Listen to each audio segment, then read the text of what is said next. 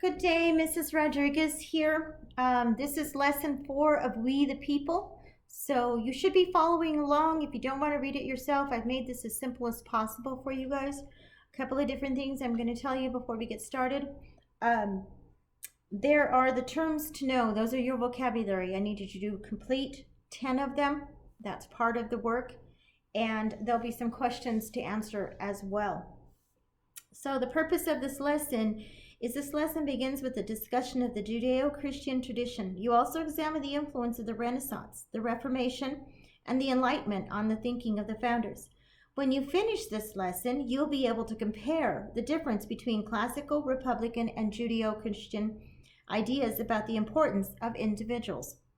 You should understand how the Judeo-Christian tradition shaped people's outlook during the Middle Ages, providing one of the bases for modern constitutionalism.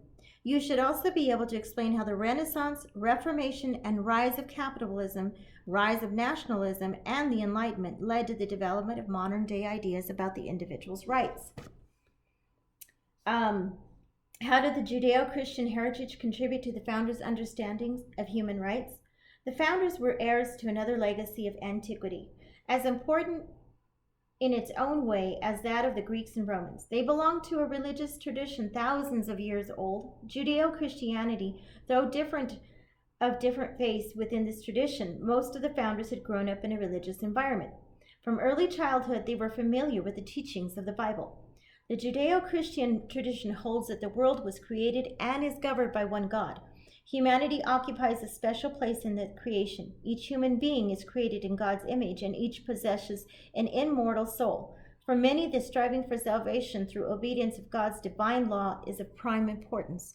Some founders were critical of organized religion and skeptical of certain religious doctrines.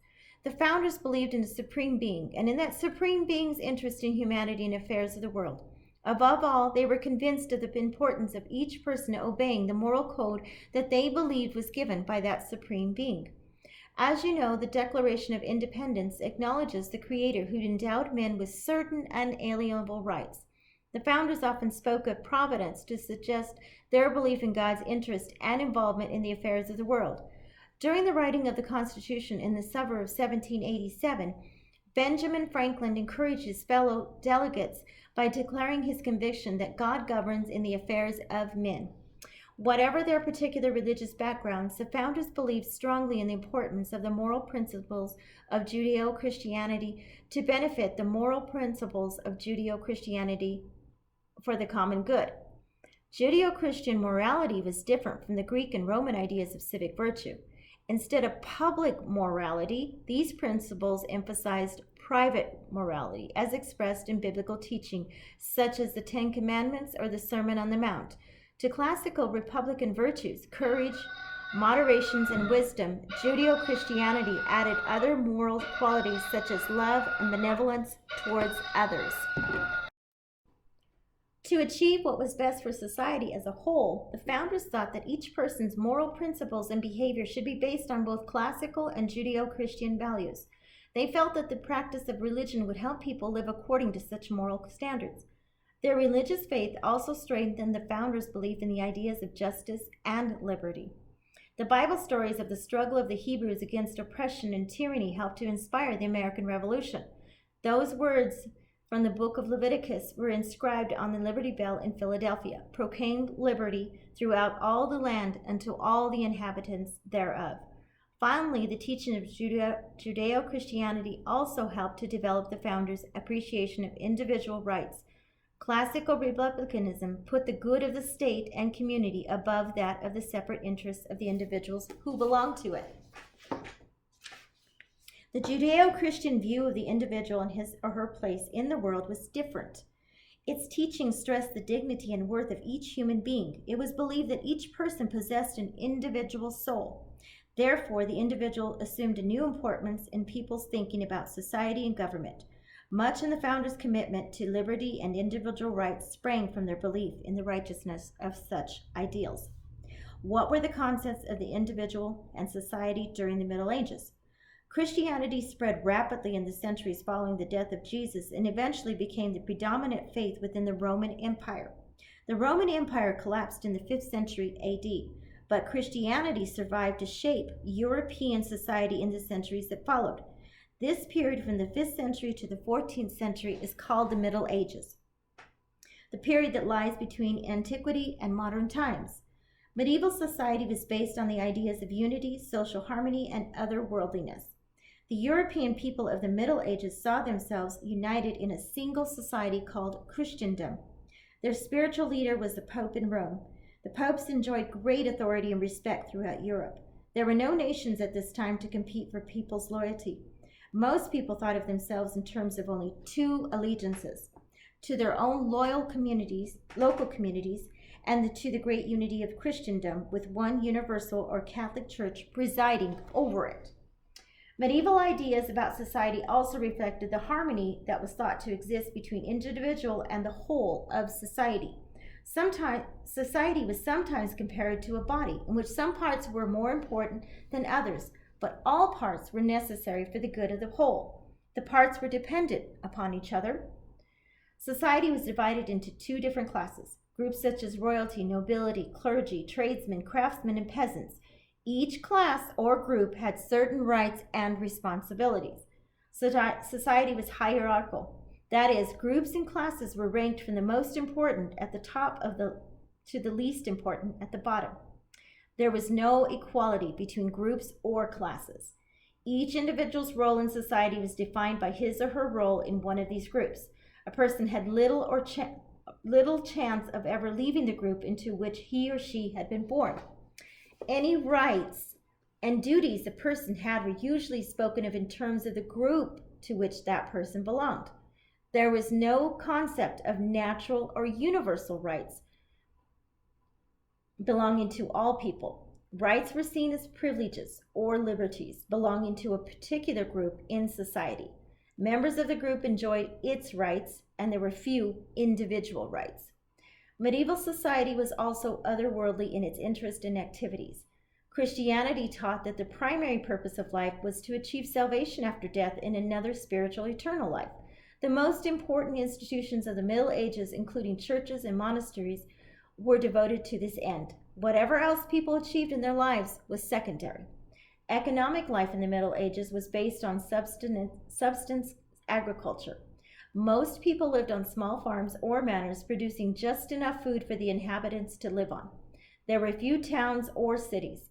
Travel was limited. Most people spent their entire lives within a few miles of the place where they were born. The few economic markets were tightly regulated by the nobility.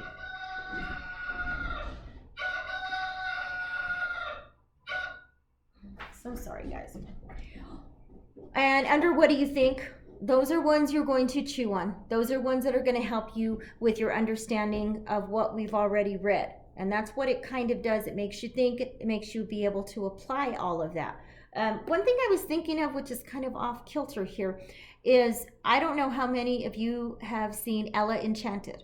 And there is a particular story within that movie about that elf who wanted to be a lawyer, but elves were only supposed to sing. And so he was much like in a caste system where he could only do certain jobs based on where he was born in life. So just a little side note, okay? How did the Renaissance contribute to the development of individual rights? During the medieval period, people did not strive to make progress. That's what they did not believe, that they could make things better for themselves and their children through hard work or individual initiative. Despite these attitudes, medieval cities did develop and prosper. Commerce began to flourish, cities grew, people started to travel more. Nation-states began to form. The invention of modern printing methods increased communication and knowledge. The most important outcome of these changes was the Renaissance. The term Renaissance means rebirth. It describes a rebirth or revival of intellectual life that began in Italy around the 14th century and spread throughout Europe. This new interest was inspired by the rediscovery of ancient Greek and Roman history, literature, and art, with a view of the world and humanity that was very different from that of medieval Christianity. Instead of focusing only on other worldly matters and their quest for salvation, people took a greater interest in the world around them. They directed their energy toward the possibilities of human achievement in this life rather than the life to come. They expanded their knowledge and began to develop new ideas about the world. The art and architecture glorified the beauty of the human body. Their literature and philosophy explored all aspects of human nature and creativity. During the Renaissance, people began to accept the idea of progress and historical change. In many areas of life, greater importance was placed on the individual than on the class or group into which that individual had been born. People believed they could work to improve their positions in society. The new emphasis on individual opportunity led to an increased interest in the rights of individuals. This interest contributed to a re-examination of the individual's relationship to religious institutions and governments. Excuse me. How did the Protestant Reformation advance the cause of individual rights? The Protestant Reformation was a powerful stimulus to modern individualism. The Reformation was a religious reform movement that began in the early 16th century in Western Europe. It resulted in new ideas about religion, individual rights, and government. Like the Renaissance, the Reformation was a rebirth and rediscovery of certain things. Supporters of the Reformation believed they were returning to the original principles of Christianity. Medieval society in Western Europe had been dominated by the Church of Rome. Religious reformers studying the Bible and other ancient religious texts began to challenge the doctrines, traditions, and practices of the Church of Rome. They believed that the medieval church had become corrupt, had lost sight of the original truths of Christianity. Some critics attempted to reform the church from within, but many Protestant reformers like Martin Luther and John Calvin established their own churches within the help of a secular government.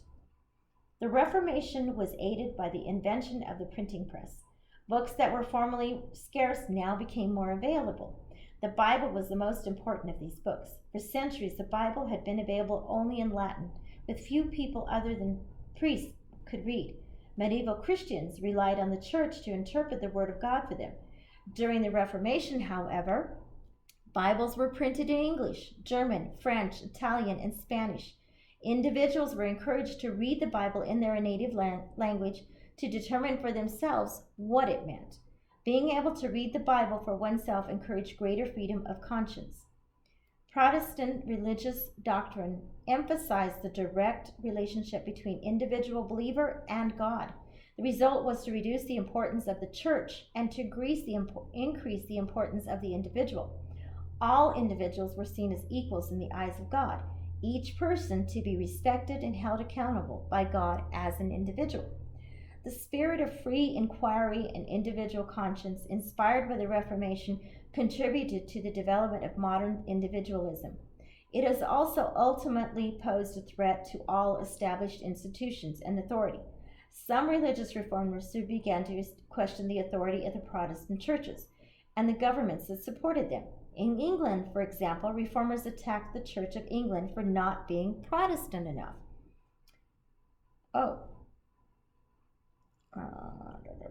In England, they were called Puritans because they wanted to purify the church. Some reformers sought to reform the established church.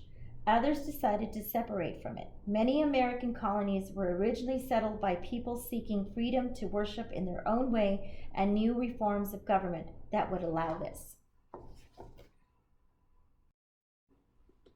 What caused the rise of modern nation states? The modern nation states development was speeded by the forces of change created by the Renaissance and Reformation. There were no nations as we understand that word today during the Middle Ages. The power of kings and princes did not reach very far. Power was exercised locally by authorities who usually inherited their power. In theory, at least, all secular governments were subservient to the Church of Rome. They had little authority over church officials and institutions in their territories. Toward the end of the Middle Ages, many of these secular governments were expanding and consolidating their power into independent states. The Reformation helped this development by challenging the Church of Rome. Some states, like England, broke free from the Church of Rome and created their own national churches. Others remained loyal to the papacy, but reduced the authority of the Church of Rome within their territory.